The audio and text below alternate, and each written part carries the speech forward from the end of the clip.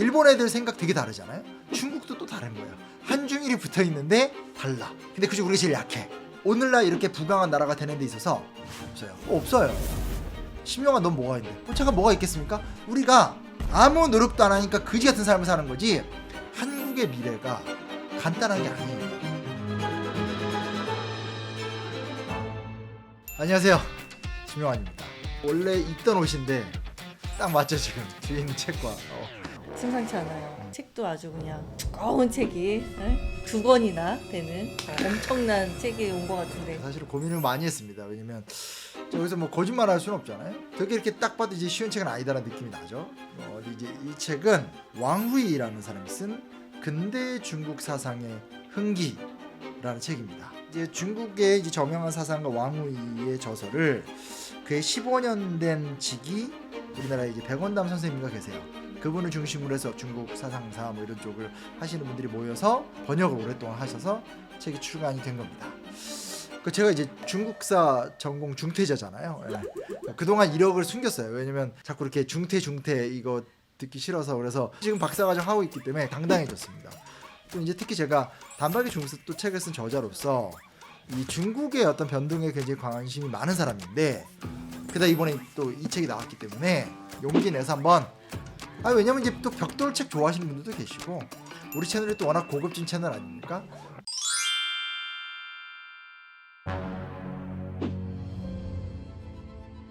이분은 원래 시작은 문학 박사학위를 받았어요.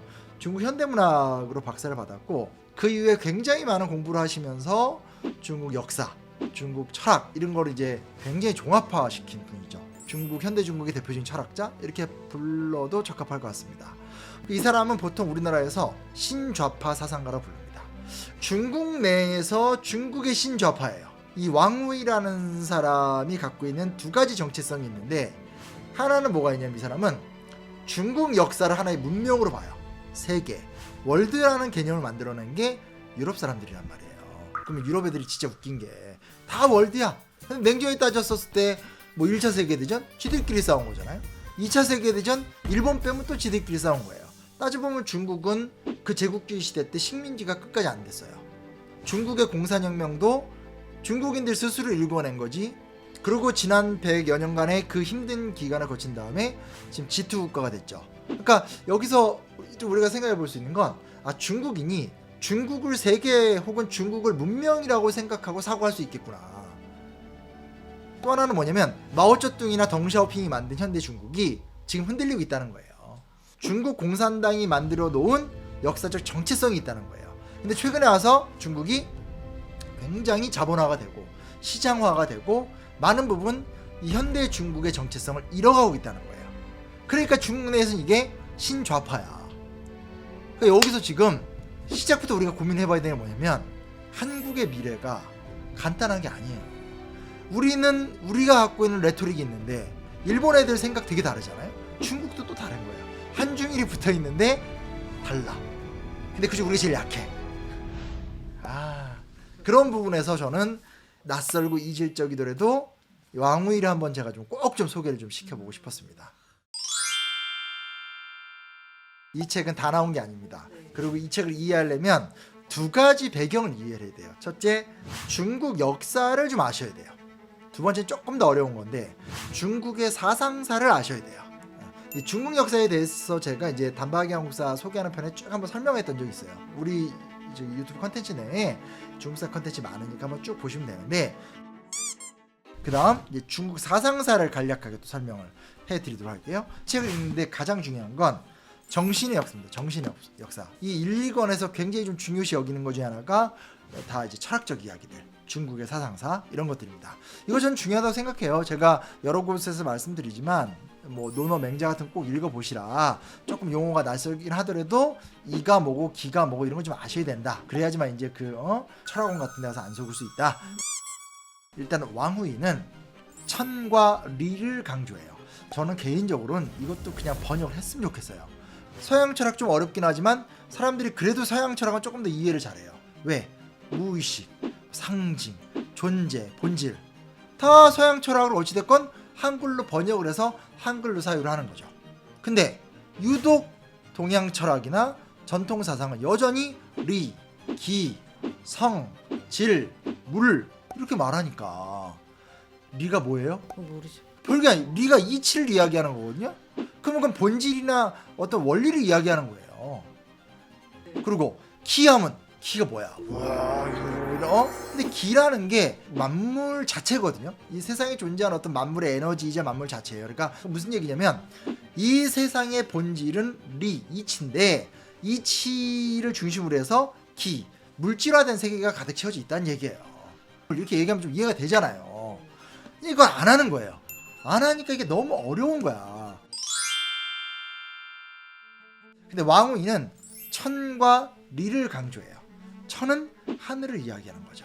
지금은 하늘 하면 자연에 있는 그냥 하늘만 생각하죠. 근데 옛날에는 다층적 의미를 지닌단 말이에요. 올려다볼 수 있는 자연세계 하늘이기도 하지만 하늘님 뭐 이러면 조금 더 보편적 원리 같고 뭐 또 하늘의 뜻 이런 얘기할 때는 뭔가 이 세상의 어떤 도덕적 기준 같기도 하고 천이라는 개념이 고대 사회 때부터 계속 그것이 발전해 온다는 거예요. 그래서 동양은 서양과는 다르게 우주를 이해할 적에 천을 중심으로 해석을 해왔다는 거예요. 또 하나는 아까도 말씀드렸듯이 리를 강조. 리라는 건 뭐냐? 이치. 근데 유학자들은 도덕주의자들이란 말이에요. 만물의 본질이 있을 거라는 거예요. 이 만물을 휘감는 가장 큰 본질이 뭐냐? 그게 도덕성이라는 거죠. 저 까만 물리적 세계, 죽음이 보편인 저 세계 속에 하나 빛나는 놀라운 원리가 있다는 거예요. 그게 리라는 거죠. 도덕적 이치라는 거죠. 그러면서 여기서 주희는 성 즉 리라는 주장을 해요. 성 즉 리. 즉은 이제 우리가 알다시피 이꼴 뭐뭐 즉 이란 뜻이에요. 근데 성은 인간의 본성을 이야기하는 거예요. 인간의 본성이 도덕적이다. 다만 여기서 말하는 성직리는 만물의 본성도 그래서 도덕적이라는 거예요. 네. 그리고 왕양명은 여기서 나아가서 심즉리라는 말을 해요. 인간의 의지와 마음은 도덕적이다라는 거예요. 그 지금부터 1000년 전 그 여전히 신분제가 넘치고 인간이 인간다운 대접을 못 받던 그 시대 때 중국을 중심으로 해서 중국, 우리나라, 일본 같은 데서 성리학이 번성을 하면서 이 우주는 의미 없는 공간이 아니다. 이 우주는 넘실대는 가치 있는 공간이다라고 얘기를 하는 거거든요. 근데 거기서 왕양명이 한 발 더 나가서 실천할 때 그게 내게 된다는 거예요. 우리가 아무 노력도 안 하니까 거지 같은 삶을 사는 거지 내 안의 마음의 본성을 받아들여서 실천을 해나가면 우리 각자의 개체가 위대한 인간이 된다는 거예요. 이런 게 중국 철학이에요. 그리고 이제 이 책에서 또 하나 좀 강조하는 게 이제 황종이의 명의대박록이라는 책이 많이 나옵니다. 약간 근대적 세계관이에요. 원하면 황제도 갈아치울 수 있다.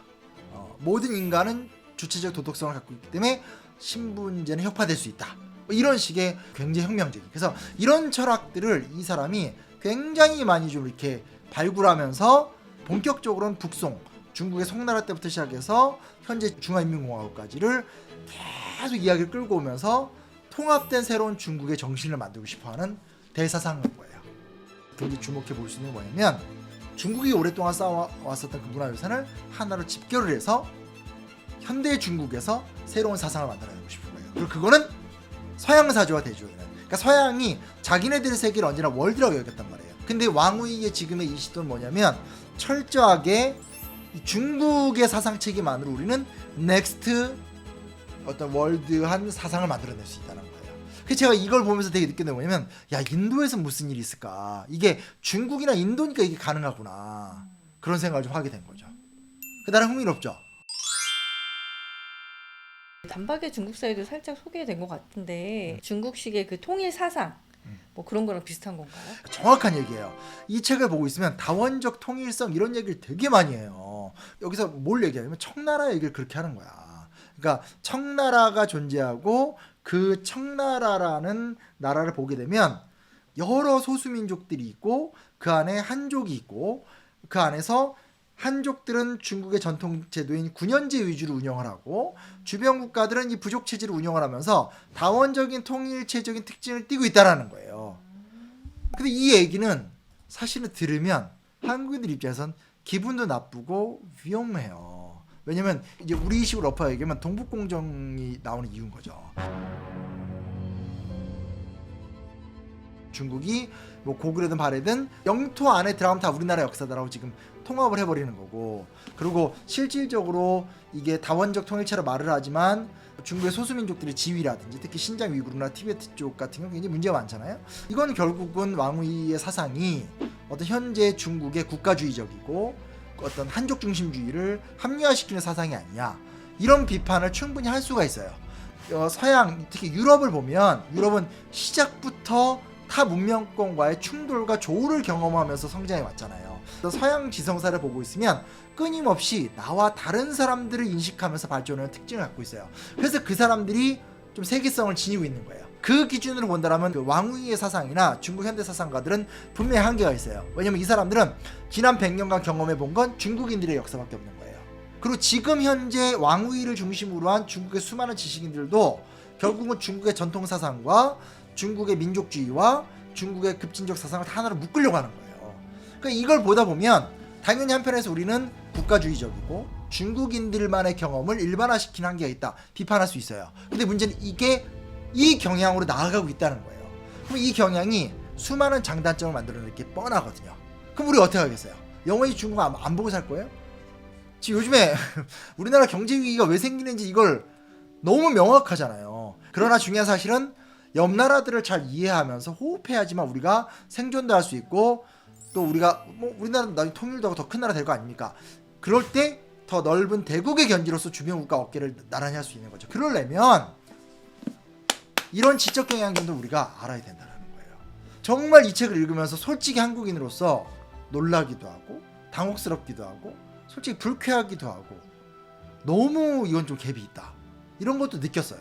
하지만 제가 이 책을 여러분들 앞에 소개시켜드린 이유는 뭐냐면 다르다, 이질감, 그거 너머에 현실적으로 10억 넘는 대국의 중국이란 나라와 우리가 피할 수 없잖아요. 그런 부분에서는 반드시 고민하고 사유해 봐야 될 책이다.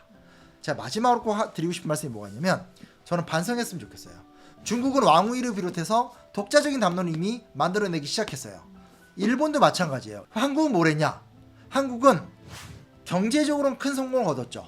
문화적으로도 성공을 얻었다고 생각하고, 그러나 한국인들이 갖고 있는 치명적 약점, 정신사의 빈곤인 거죠. 한국이 세계에 내놓는 사상가가 있습니까?